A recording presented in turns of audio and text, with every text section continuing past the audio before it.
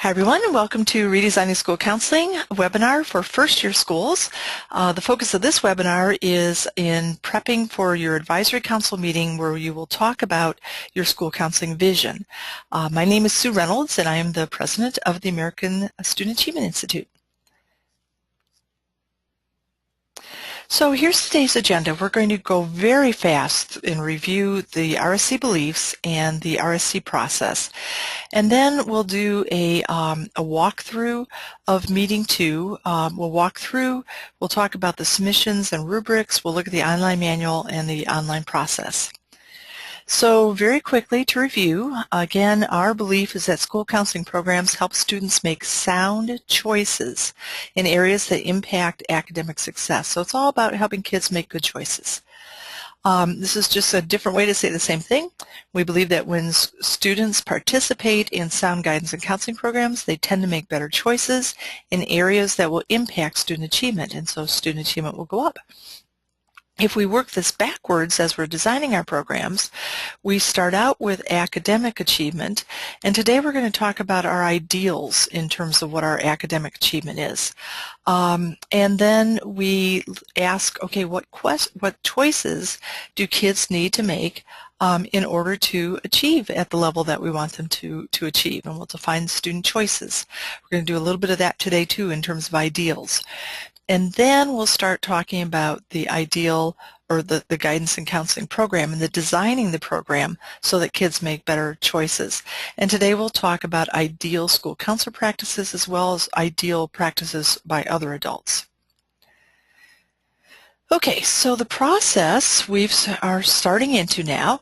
Last spring we started getting ready. You put together your steering team, collected data, did some self-studies, and put together your advisory council, and I was just so excited to hear that the advisory council is working well for you. So you had your first meeting in September of your advisory council where you just kind of introduced RSC and introduced terminology and concepts. And then this month, we're going to work with your advisory council to define what is the ideal. Where ideally are we headed toward? Who do we have dreams for, and what are those dreams? Then after we've defined the dreams, the next month we'll come back to reality and say, okay, if that's our dreams, how close can we get to that dream in 1 year? And what choices do kids need to make in order for us to move closer to those dreams? So we'll define your student choice goals, which are your program goals. The program goals are the things that you want kids, the choices that you want kids to make. Those are your goals. So then we'll, in the next month in January and December and January, we'll expand your resources with the idea that the more time you have, the more money you have, the more of those program goals you can really focus on. So a lot of times when we get to this step, counselors will say, you know, we don't have any time, we don't have any funding, we don't have any resources, we really can't deliver a school counseling program, or we have very little time. And so we want to work with your council to talk about how can we expand resources, especially time. And we'll say to them, the more time we can get, the more things that we can help kids do, the more choices that we can help kids make. And those choices then will become the priority goals. So priority goals, there may just be 2 or 3 of them that based on how much time and energy and resources we have, we know we can commit to helping every kid in the building make those specific priority choices. So those are the priority goals. We'll do that in December and January. Then in February, we'll start to define why kids aren't making those choices. We'll look at all kinds of data to help us understand why kids aren't making the choices we want them to make. And then we'll start designing activities. Once we know why kids aren't making the choices, we'll start designing activities that will help the kids make those choices.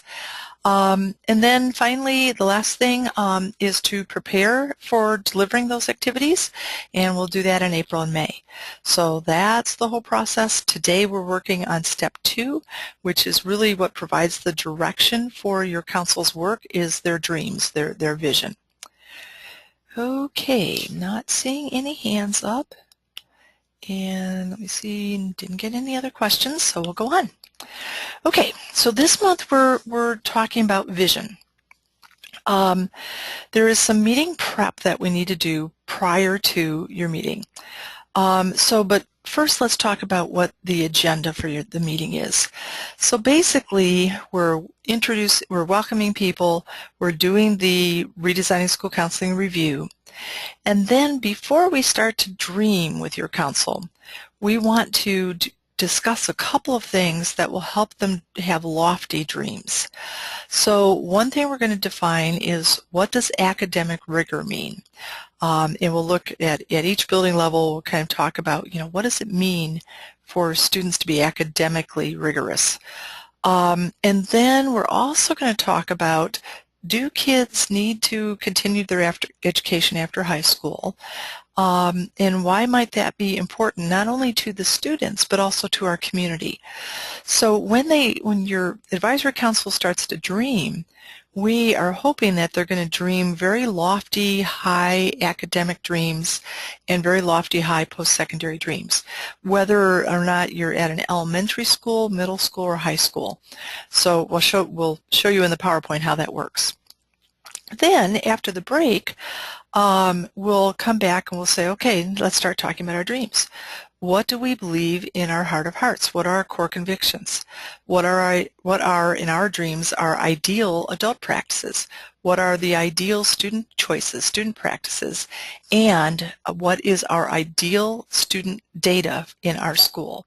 Ideally, what percentage of the students are succeeding at a very high level? So we'll talk all about ideals. Nothing in this is based on reality. This is just dreams. Okay. So I'll talk more about that as we do the walkthrough, but just kind of wanted to give you the overview of the meeting.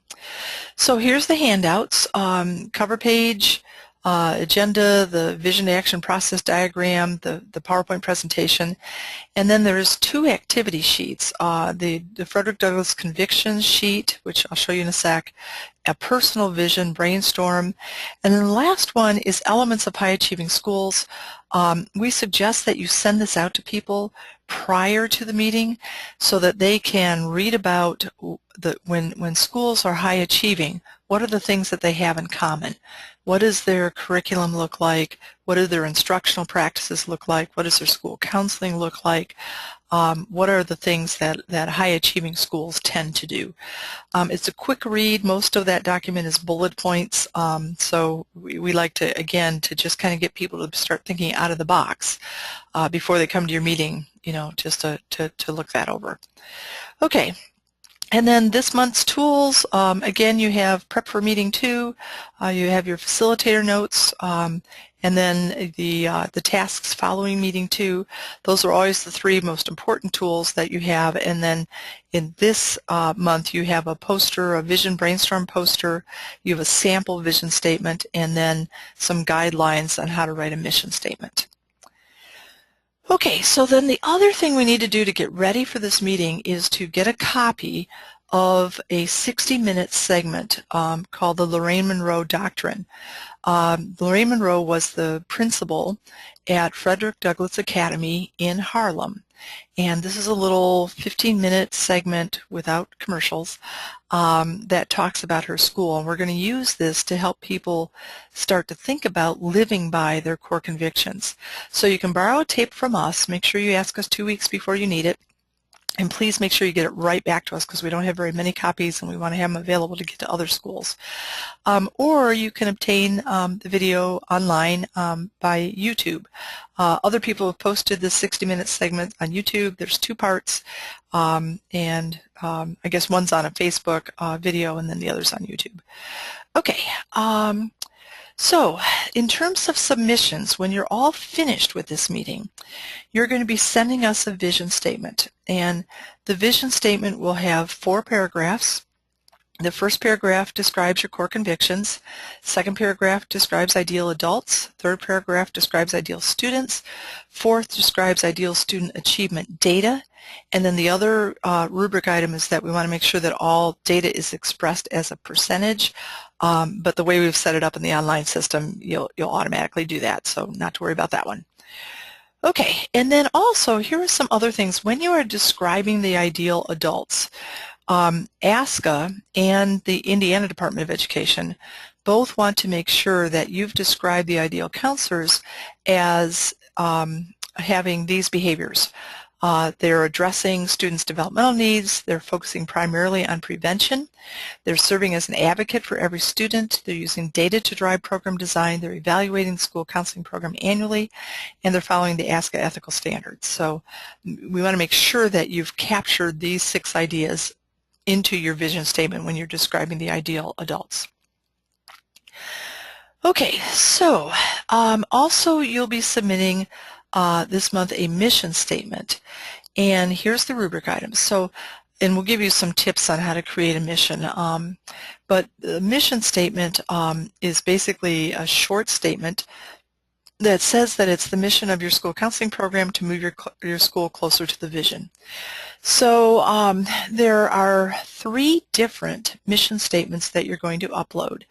The first one is your school counseling mission statement, and that one, the rubric items are that mission talks about the purpose of school counseling, the tasks of school counseling, and the principles of school counseling. And principles is spelled wrong right here. It should be PLE. So the principles of school counseling. So that when you write your mission statement, make sure that you've included those 3 things, and we will provide some samples for you and some instructions so you can kind of see how that works. Then you're also uploading your school's mission statement and your school district's mission statement, so 3 different documents. When you upload them, the idea is that your program mission is aligned with your school mission and your school district mission. This was one thing that was really important to ask us, so we want to make sure that you're in alignment with your school and your district. Okay, then the minutes, basically the same thing. One question I didn't ask you when you were reporting out on your wonderful first meetings was if you did any follow-up with your advisory council members after the meeting. One way to follow up with them is to send them a copy of your minutes, and we really suggest that on this one that the minutes contain references to specific people who contributed ideas. This we think is really important in that it allows people to start understanding that you're there to listen, and it gets them to come back to the next meeting. Okay, let me see if we have questions. Not seeing any questions, buddy, with hands up, and don't see any new questions. I think we're good. Okay, so let's do the walkthrough. Let's see, let's go into the PowerPoint for the meeting.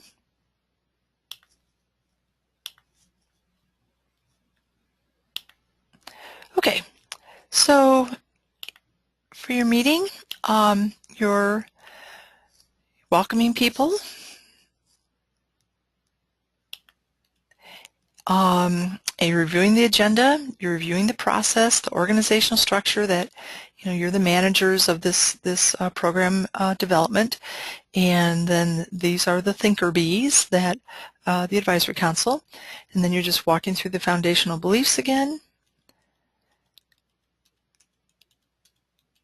Okay, just like we've already talked about. Okay, and this, let me go back. In this part, we want your advisory council to understand that as a result of their input every month, that you are going to be developing a product based on their input.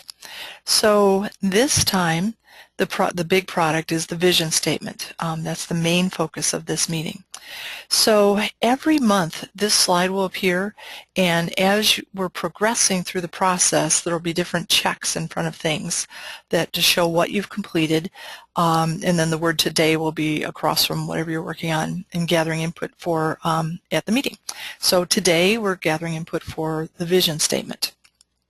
Okay. Then, before we talk about vision, there's a couple of topics we want to talk about to really help us think about how much rigor is maybe needed for achievement. So we're looking at academic rigor.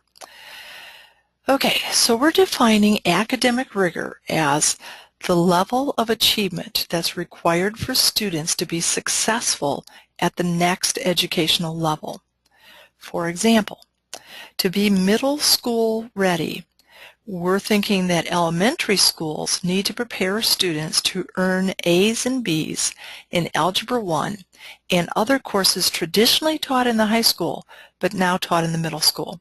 So in a lot of schools, it's Algebra 1, it's the first year of foreign language. We're talking to more and more schools that are moving Biology 1 down to the middle level. So we're looking at, in elementary school, what do we need to do so that when kids get to middle school, they are ready to hit that rigorous coursework running. So that's rigor at the elementary level to make sure that kids are middle school ready. At the middle school level, we want to make sure that kids are high school ready. So middle schools need to be thinking about preparing students to succeed in freshman level courses. And we're defining succeeding here as a grade of B or an A, because we know that in freshman year, most of these courses are prerequisites for other courses. And if kids don't have a solid academic preparation in their freshman year, it's harder for them then to move on through the following years of high school. So in a middle school, we're preparing kids to earn a B in English 9, a B in Geometry or Algebra 2 that they take in 9th grade, a B in Biology, a B in World History, a B in World Language or Foreign Language, and then a B or better in a Fine Arts course. Now, I would talk to your high schools. Your freshman level courses may be different than these.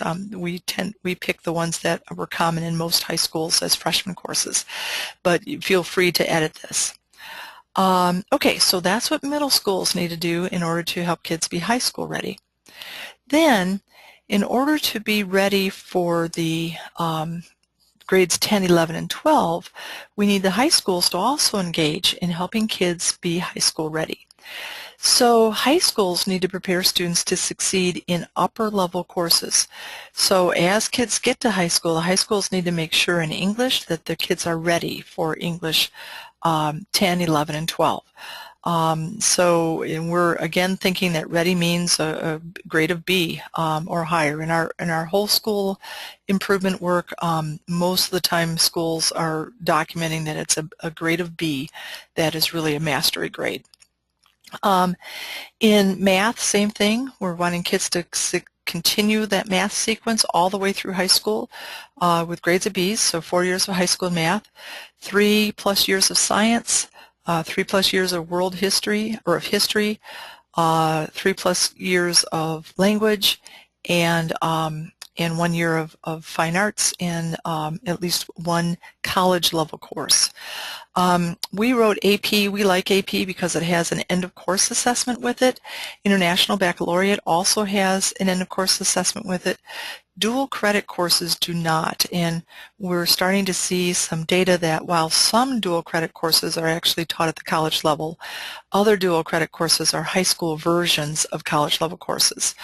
But the last row there would be that kids are prepared to be successful in a college level course while they're in high school.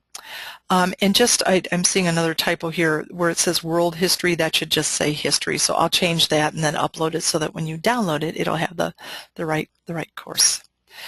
Okay, then in terms of high schools helping students be ready for the next level for post-secondary, here are some things that we think are really important. And as we're dreaming about our dream school, we want to kind of encourage people to be dreaming about these things.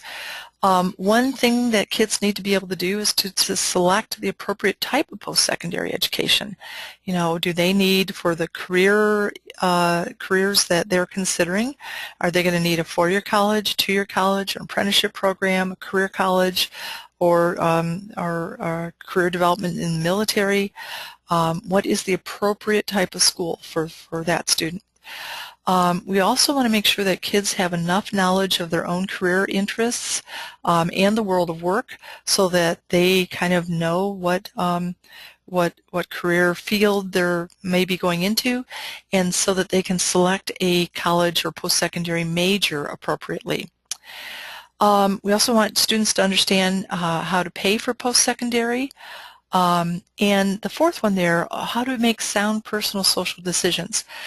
We know that a lot of times students drop out of college because there's social personal issues going on. So we want to make sure that students are, mature in their ability to make decisions in personal social areas. And then academically, we want to make sure that the kids are ready to succeed in the first year of post-secondary. A great way to decide to figure out if your school is doing that is by looking at what percentage of your high school's graduates need remediation in their first year of college. That's a telltale sign that they're not prepared well when they get there. Also, we want to make sure that students can earn 15 credits each semester so that they graduate on time when financial aid is still available. And then we are also looking at preparing kids to earn B's in college, because we feel that in most post-secondary institutions, really a mastery grade is a B on a report card or transcript. So, okay. And then there's the idea of being career ready. So several years ago, there was a massive survey of business people asking them to define what does career ready mean. And here's what they came up with. So we're thinking that post-secondary institutions and high schools and middle and elementary schools, these are the skills that the employers are telling us that they need today. Informational reading, persuasive writing, oral presentations, data analysis, math application. So academic skills, soft skills, attendance, punctuality, time management, work ethic, teamwork.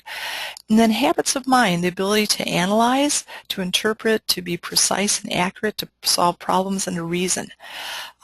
So as we're dreaming about this dream school and what the adults are doing in this dream school, these are things that might influence our dreams. And finally, we know lately there's been a lot of attention that's been given to STEM preparation, so preparing students to succeed in science, technology, engineering, and math. So again, at all levels of education, how being academically prepared for careers means that students have sound background in these four areas. Okay, so one other thing we want to do before we vision, we've talked about academic rigor. We also want to look at then, why is it so important to prepare kids beginning in kindergarten or preschool to continue through the educational pathway beyond high school into post-secondary ed. So here's some ideas. First of all, we know that students who have more education have a higher weekly income, so we're impacting their standard of living. In fact, students who have a bachelor degree will make almost $1 million more over their years of working than a student who has just a high school diploma. And so, again, these dollars add up. I mean, I know a lot of students who could think of some nice things they'd like to do with $871,000, so that they would have more if they just did another 4 years of education. We also know that unemployment goes down as the level of education goes up, so that's another benefit that will impact standard of living in your community. This is a chart that I find very fascinating, and I really encourage you to get your economic development folks and your business folks at the table for this discussion, because I think that they will just echo everything that you've said and explain to your community, yes, this is true in our community. So if we're looking at, if you are a CEO of a company in your community, and you have a bunch of low-skill manufacturing jobs, the question is, where are you going to send those jobs?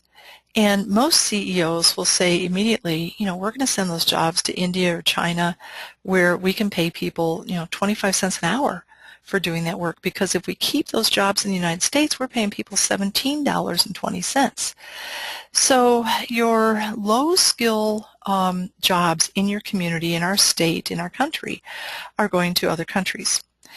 So some schools and communities will then say, okay, well, that's okay. We'll let those low-skill, low-wage jobs go away. We'll keep the high-skill, high-wage jobs.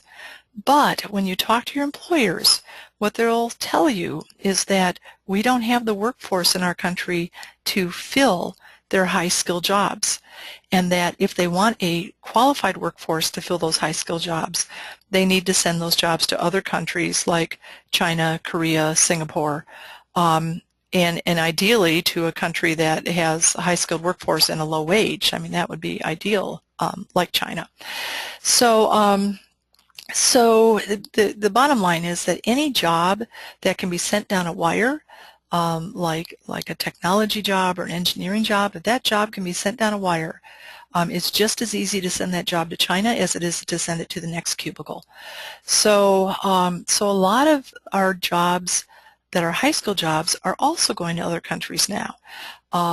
So United States on the TIMSS international ranking, and I'm about to update the slide. They're actually, our country is 9 in math right now and 10 in science. So again, you're not going to keep those jobs here if your workforce is, your skilled workforce is somewhere else. So in a lot of communities, this is where they want to focus on. They're saying, let's beef up our education so that we don't have to send those jobs to other countries. We can keep them right here in our community. And I think your business and industry in your community, I hope you'll get them at the table for this discussion, because they'll echo in. They'll say, absolutely, that's true. And my guess is that's why they're on your advisory councils, because they want to, be able to tell you that this is the case and help you figure out what to do about it. The last thing on this column I wanted to put on, because a lot of times when we're doing this presentation, people will say, well, yeah, but we know low-skilled jobs are going to go to China, and high-skilled jobs, the skilled workforce is in, Korea or China or Singapore. But in the United States, we are the only ones that have a creative workforce. And that's true. Right now, we are second to none in having a workforce that can think creatively. However, if you talk to educators in India and China, what they will tell you is that they are in the process of revamping their curriculum to teach creativity. They want the jobs that require creativity too. So again, if we're looking at keeping, our economy robust in our communities, we need to develop a high-skilled workforce and in a creative workforce. So as your folks are writing your vision statement and you're having these dreams for kids and dreams for what the adults are doing, I think this is something that they'll want to take into consideration so that they have lofty dreams and understand why it's it's good to have, for your community to have lofty dreams. Okay, one other thing about standard of living that I thought was really interesting. When your community increases the percentage of citizens that have a bachelor's degree, the income of your high school dropouts goes up. So again, we're not just impacting the standard of living for the students who get the four-year degrees, but everybody's income goes up when you increase your region's percentage of citizens that have a post-secondary degree. So, something else to think about in terms of standard of living and a community benefit. Additional benefits of post-secondary that will, speak to some people. People with a college degree smoke less, they exercise more, they spend more time on school with their kids, they volunteer more often, and they vote at a higher rate. And then one thing that kind of speaks to a lot of people, this one speaks to me personally, is looking at social justice. I know it upsets me horribly when I think that a student who happens to be born into a family that's a low-income family is going to have less of a chance to get to post-secondary ed, and that then is going to impact their standard of living and all those other things. So we're looking at economic levels as well as the discrepancies in race ethnicity. Looking at the college enrollment levels of white kids versus African American kids. So again, this will speak to some people why we need to be focusing on raising rigor, on dreaming big dreams for all kids. Okay, so with that background, let me look real quickly, see if I have any hands up before I go on. Looks like we're still okay. Okay, with that background, let's go then to the process of visioning. So we're going into activities now. So we need to define a couple of things before we go on. And specifically, it's really important to define what a vision is. There we go. So a vision is a detailed, with the emphasis on detailed, description of our school's ideal student achievement data and the ideal student practices and ideal adult practices. So it's very lofty, it's pie in the sky, it's just, you know, if we could dream our dreams, what would we be dreaming? We want to make sure that people understand the difference between a vision and mission. Those two words get mixed up often. So the way we're using the words is, again, a vision is this detailed description. And then a mission is just a brief statement that says that it's the aim of the school to move towards the vision, that we're trying to move towards the vision. A mission statement is usually very brief. It's kind of like a cheerleader chant, it's kind of rah-rah, but a vision statement is very detailed. It's explaining what all aspects of the school are going to be like. So we're working on a vision, this detailed description. Also very, very important that your advisory council members understand the difference between a vision and a goal, and I can't emphasize this enough. A vision statement is pie in the sky, not based in reality. It's lofty and it's bold. Years and years ago, people had a vision that we would climb Mount Everest. They thought it was impossible. They thought we'd never get there. People had a vision that we would go to the moon. I mean, that was a silly, silly dream. We never thought we'd get there, but we had it as a vision. Wouldn't that be kind of cool? The difference between a vision and a goal is that a goal is realistic, and it tends to be a step between the current state and the dream state. So we're saying, okay, if our dream is that we're going to go to the moon, and let's look at where are we now, and how much progress can we make in 1 year, and then how much progress can we make in 2 years, and then 3 years. So goals are steps between where you currently are and this dream that you have. Goals are reachable. They're not pie in the sky. They're reachable within a certain time frame. So you might be asking, what's the purpose of visioning? Why should we do this? Well, there's a couple of things. I like a couple quotes here. One's from Joel Barker. Barker says that vision without action is just a dream. And actually, our process is called Vision to Action, or the name of our process comes from this quote. Barker also says that if you have action, but you don't have this vision, you're just going in all different kinds of directions, and you're just kind of passing the time. You're just doing stuff, but you don't know why you're doing it. You don't know where you're going. So vision, though, with action is what changes the world. I dream that I'm going to go to the moon, and then I start the steps to make that happen. I dream that 100% of the kids in your school and my school will pass the state test, and then I start the steps to make that happen. I dream that all the kids in my high school are going to succeed in a college level course while they're in high school, and then I start the steps to make that happen. So we have to dream lofty. There's a lot of times where there's groups of students that we don't have dreams for. When we first started doing this work 20 years ago, we heard a lot of people say that they didn't have dreams for African American students. What we heard was, they haven't had the opportunities that white kids have, and, wouldn't be fair to them to have dreams for them. And thank goodness that believing, that we didn't stick with that. And then more recently, we've heard that about special ed kids. We're not going to dream that special ed kids can pass Algebra 1 because that would be impossible. Well, let's dream it. If we can dream it, then we'll start to work on a way to make it happen. We hear that more recently about mobile kids. Or low-income kids or mobile kids. Kids who have been in 17 schools in 1 year, it would be just ludicrous to have dreams for them. There's no way that they could do it. But if we don't dream it, we're not going to correct the situation that makes it impossible. We've got to dream it first. So dreaming, we think, is incredibly important to education. The other thing with dreaming, this is from Peter Senge, is that without a dream or a vision, there's no reason to move away from the status quo. Visioning creates a discomfort that results in energy for change. Let's use basketball. If I'm on a basketball team and my coach and our team starts talking about the state tournament, and we are like a horrible team right now, but we start talking about that, I'm going to start to get uncomfortable. If I have that as a dream and my status quo is that we're not anywhere near that, then I've got to start working to make that happen. So this discomfort that comes when you start to dream is a good thing. It results in energy. It makes us want to change. So we think this dreaming is really, really important. We very much want to involve your advisory council in that. If you could get your school improvement team to do this activity too, I think that would be a dynamite as well. But your advisory council needs to do this so that you can have these dreams for your program. So practical reasons for dreaming, for visioning.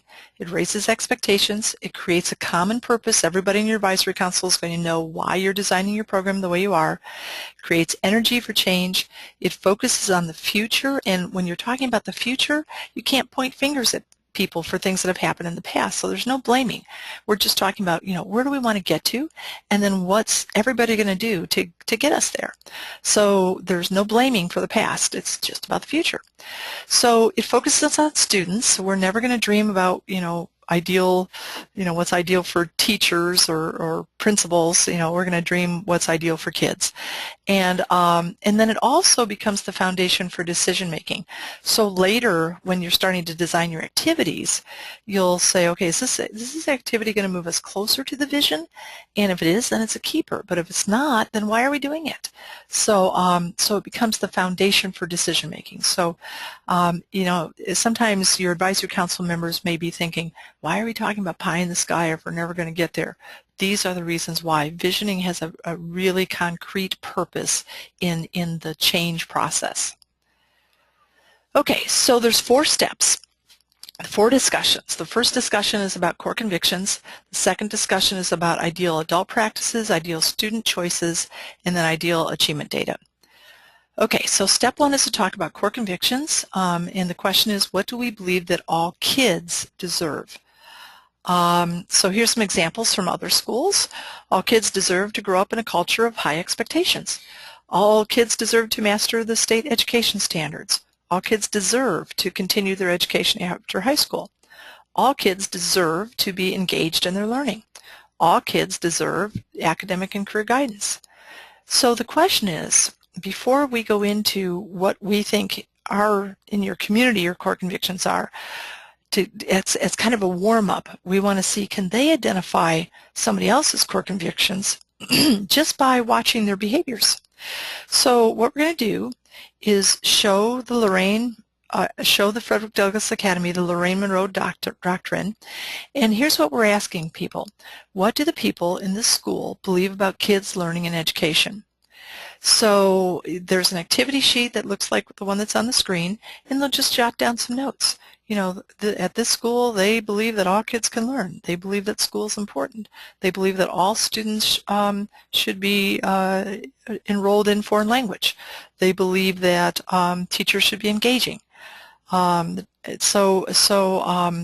do they believe as you're watching this video? Sometimes people will get kind of bent out of shape because they may think, your educators, your teachers there may think that you're suggesting that they be like Frederick Douglass Academy. So, you might say, we're not throwing Frederick Douglass Academy out as an ideal school or saying that we should be like them. We just want to see, can we tell by watching someone's behaviors what their core convictions are? So you're showing the video, people are watching it, and then you're just asking them to share. And once that discussion gets going, it's really lively. This is a really energizing video, and it's very inspiring, I think. So anyway, so you're watching that, and you're seeing, what do they believe there? And then you're coming back and say, okay, what do we believe? So you're asking people to get out this activity sheet, and in the top left quadrant, that's the only part that they're filling out right here. And you're asking people to write down in their own personal heart of hearts what they believe every student deserves. So they're writing that down in the top left quadrant. You also have a copy of this blown up as a poster that's posted somewhere, or you have it available online that you can, on your projector, so that you can type into it. Okay, so people are just doing their own individual kind of brainstorming.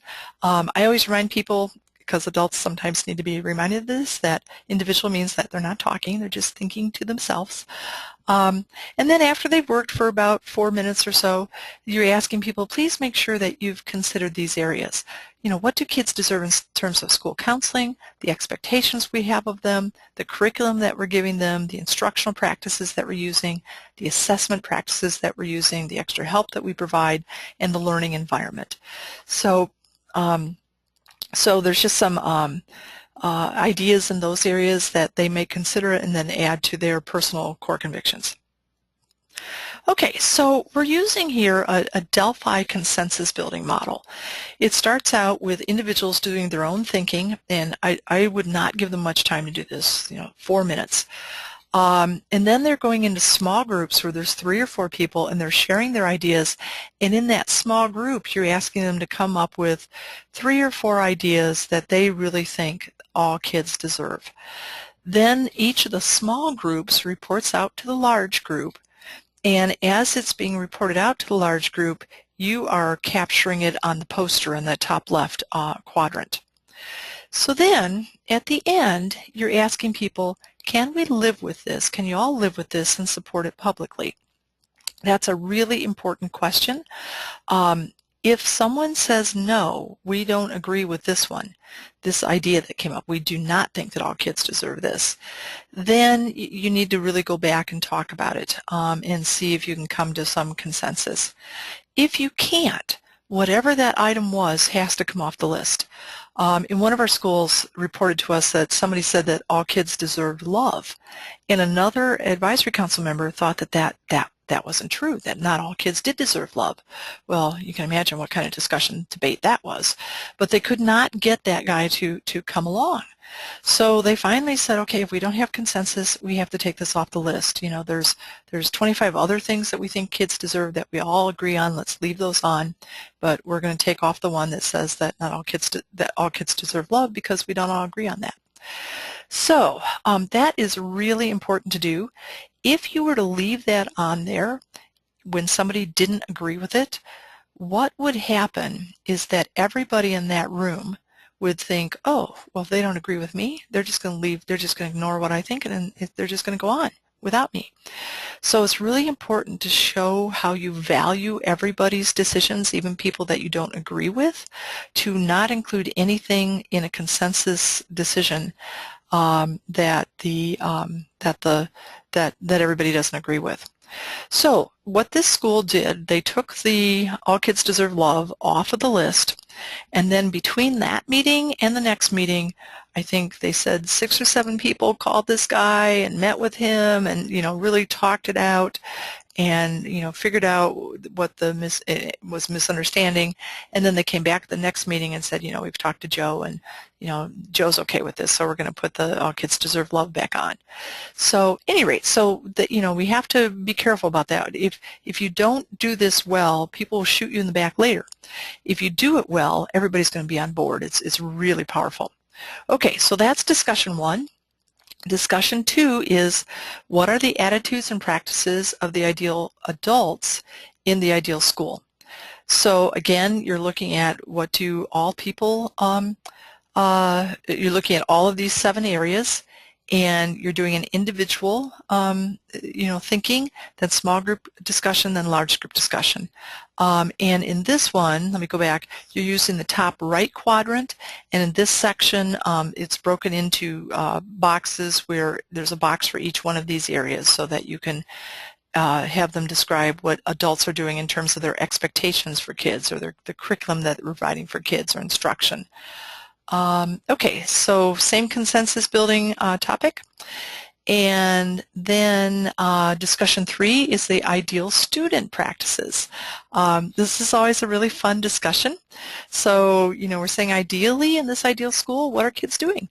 And, people will have fun with it. They'll say, they're all lined up to get in the door, 30 minutes before school starts because they love school and they can't wait to get in. And, they've done extra homework, and, they're all raising their hand. They're just sitting on the edge of their seats. They just love school, and they're turning in their homework, and they're, visiting college campuses, and all the things that when kids tend to be successful in school and move on to post-secondary, they tend to do.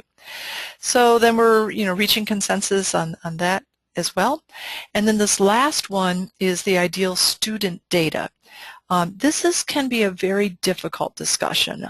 We've had people come back to tell us that there were fights in this discussion, there were tears in this discussion, so it's a hard discussion. So here's how it goes.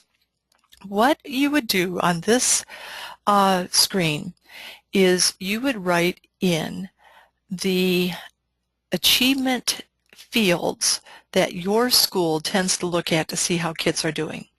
So I think for almost all schools in the country, it would be the percentage of students passing the state's math test or the state's language arts English test. So those would be 2 data fields. Then we've also written some suggested data fields in there, but you could also look at your school improvement plan to see, what kind of achievement data is being expressed there. And I want to emphasize achievement data, not student choice data. So like attendance, we would not put here. Discipline referrals, we would not put here. Those are all student choices. We're looking for academic areas. So math, English, social studies, science, world languages, fine arts, whatever your school is measuring as indicators of student progress. So you would write those in the left-hand column, and then the right-hand column you would leave blank.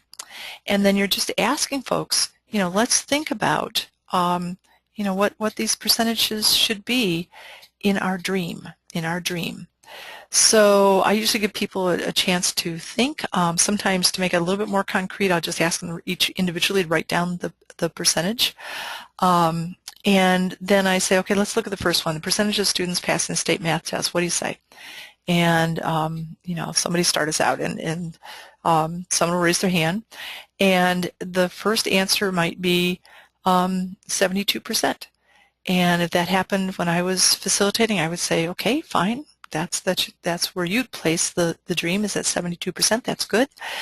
And as soon as you've said that, I almost guarantee somebody else's hand's going to shoot up in the air, and they're going to say, wait a minute, this is a dream. For me, it's 100%. We should have dreams for all kids, and that's where the debate breaks out. So the question is really, who do we have dreams for? Is it for all kids, or is it for a subgroup of kids? And again, when we first started this discussion, it was all kids except for the African American kids. Then it was all kids but not the low-income kids. Then it was all kids but not the special ed kids. And then it was all kids but not the mobile kids. So we're really wanting to have a discussion here about just who do we have dreams for. If you can't get if the group doesn't go to 100%, another twist on this activity is to tell people again on scrap paper to just, this is a private activity, just go ahead and write down the names of the kids that you don't have dreams for.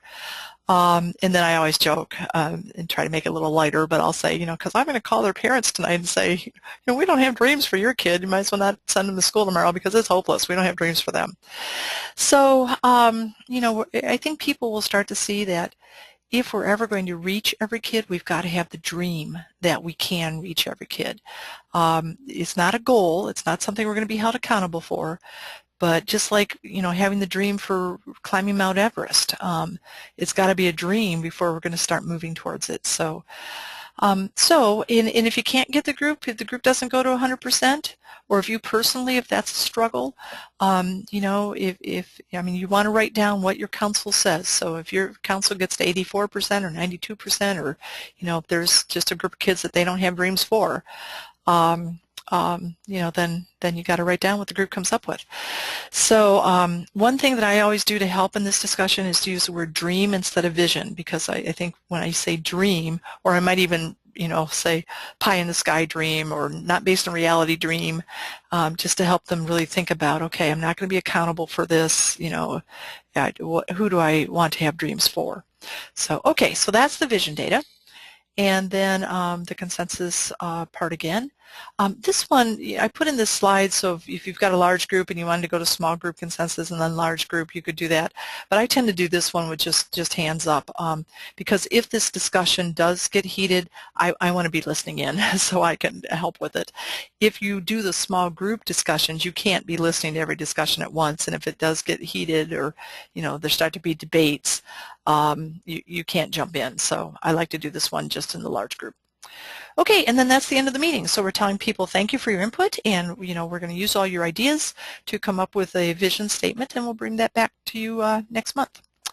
Okay, very quickly, let's go to the online system.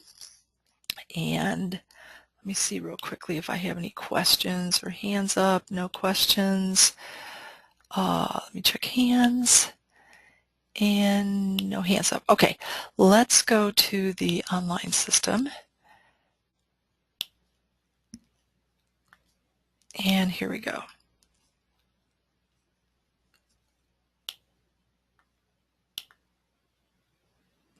Okay, so when you log in this month, and I am logged in as Demo School. Okay, so as always, you're going to start out on the process page, and you'll scroll down to this month's activities, which are Step 6, Create Your Vision. The webcast that we're recording right now will be posted here if you need to show that to anyone. Then you're going to conduct Advisory Council Meeting 2. You can click here to get right to the manual and see, download everything that's in the manual. Enter your program vision statement. So here's what most of our schools will do. If I go, let's see, if I go, what most of our schools will do is they'll create the vision statement as a Word document to begin with. So if this ended up being my vision statement in a Word document, what they'll do is they'll just copy everything after the prompt, and then they'll go to Program Vision Statement to the Enter, and here is where you can just paste that in. So we believe that all students deserve, and then I would take everything that was beyond the prompt and just paste that in there. I just think it's a little cleaner. I always make my first word start with a capital letter. And then I would save that, and then I would just, the second paragraph, I'd put that in there, and then the third paragraph. And then in the fourth section, because we wanted to start this out as we wanted to word these as the percentage of students who, we think that's an easy way to understand data. So the percentage of students who pass the state math test, and then whatever the vision data ends up being. And then if you have more than 5 areas, you can add additional fields here, and then we're just saving. So, okay, so that's how you enter in. It's pretty straightforward. I do want to show you, let me go back. Well, I'll just go back to the process tab and scroll down to October. So I put in 2 sections of the vision. If I go to the report, then you can see that the first section that I put in, how that appears. We believe all students deserve to be blah, blah, blah.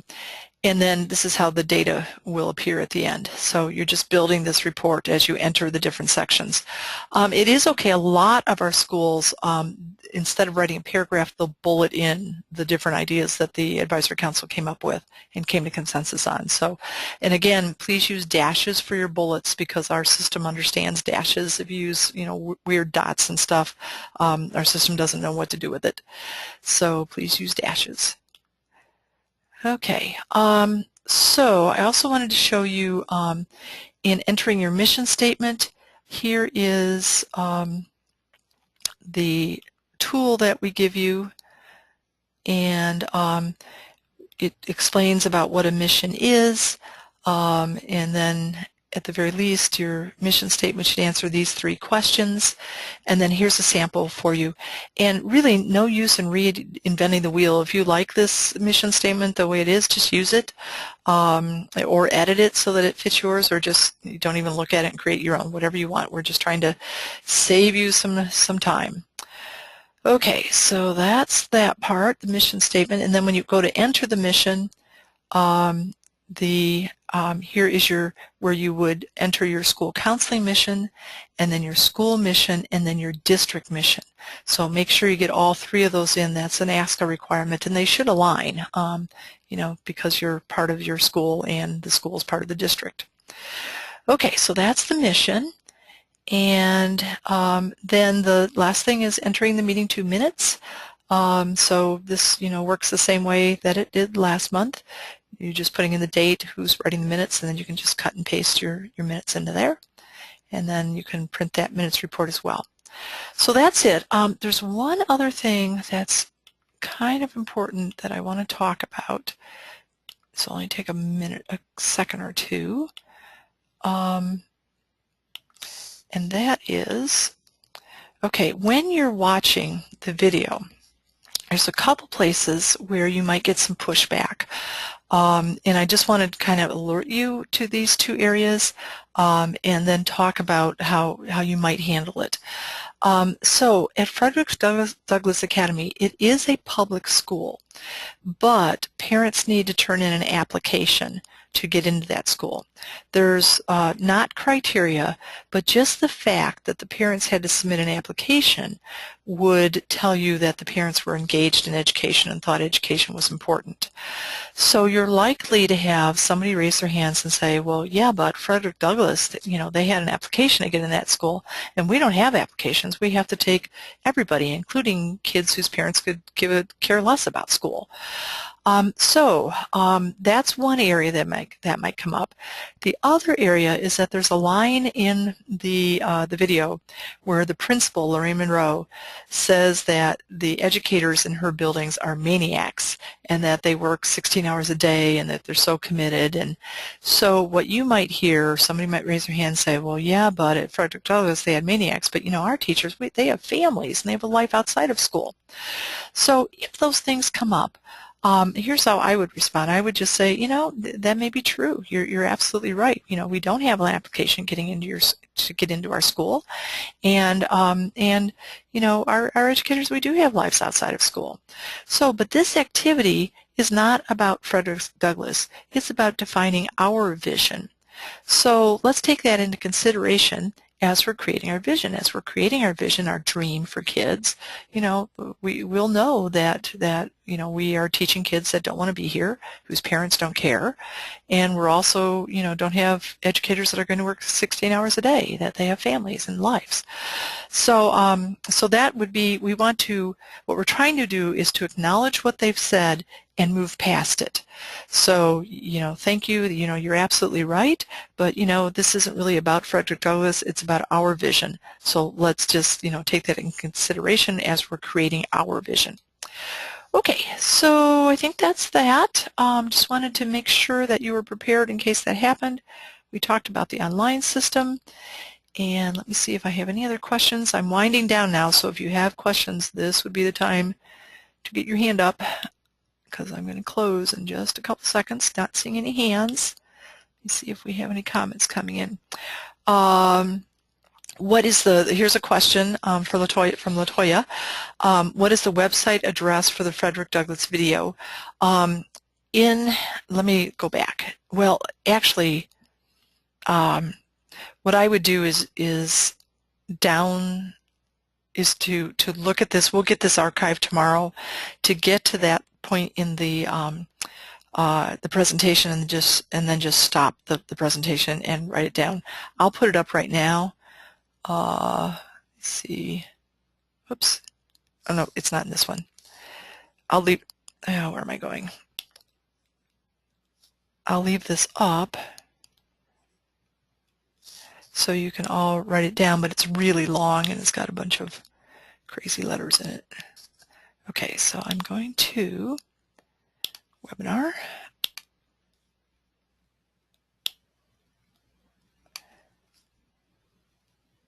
And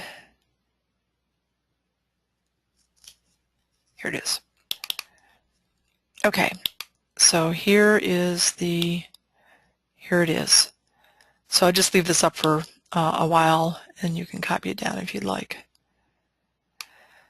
Okay, or you could just, look at this in the archive version, just pause it here and then copy it down, but either way.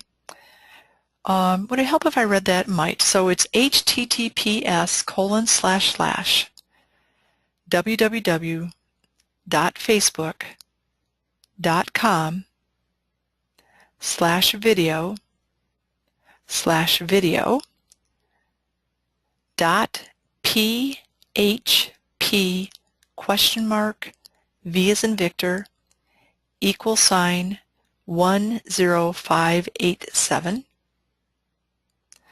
579 53065.